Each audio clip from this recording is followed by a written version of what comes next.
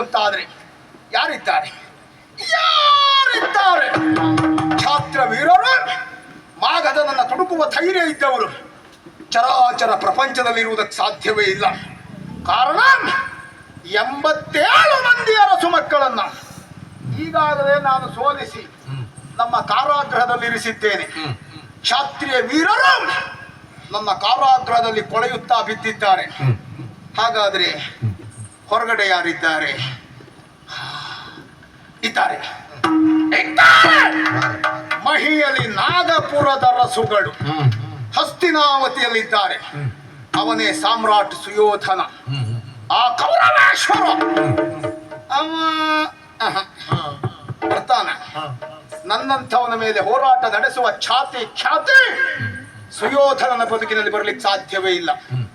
ನಮ್ಮವರಾಗಿಹರು, ಅವರಿಗೂ ನಮಗೂ ಒಂದು ರೀತಿ ಒಳ ಒಪ್ಪಂದ. ಅವ್ರ ಸುದ್ದಿಗೆ ನಾವು ಹೋಗುವುದಿಲ್ಲ, ನಮ್ಮ ಸುದ್ದಿಗೆ ಅವ್ರು ಬರುವುದು ಬೇಡ. ಅವರಷ್ಟಕ್ಕೆ ಅವರು, ನಮ್ಮಷ್ಟಕ್ಕೆ ನಾವು. ಹಾಗಾಗಿ ಕೌರವ ಬರುವುದಕ್ಕೆ ಸಾಧ್ಯ ಇಲ್ಲ.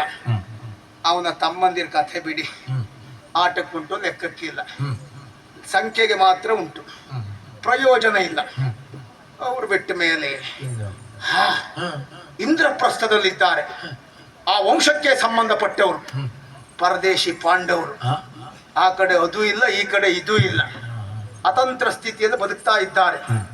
ಎಲ್ಲಿಯಾದರೂ ಸ್ಥಾನ ಭದ್ರತೆಗಾಗಿ ನನ್ನಲ್ಲೇ ಹೋರಾಟ ನಡೆಸಿ ಒಂದು ಜಾಗ ಗಟ್ಟಿ ಮಾಡಿಕೊಳ್ಳೋಣ ಅಂತ ನಮ್ಮನ್ನೊಂದು ಹೊಡೆದಾಕಿದ್ರೆ, ಈ ನಾಡನ್ನು ವಶಪಡಿಸಿಕೊಂಡ್ರೆ ಎನ್ನುವ ದುರಾಲೋಚನೆಯಿಂದ ಬಂದ್ರ ಛೇ, ಸಾಧ್ಯವೇ ಇಲ್ಲ. ಧರ್ಮರಾಯ ಕೆಟ್ಟವನಲ್ಲ, ಅವ ಸಜ್ಜನ, ಅವ ಶ್ರೇಷ್ಠ.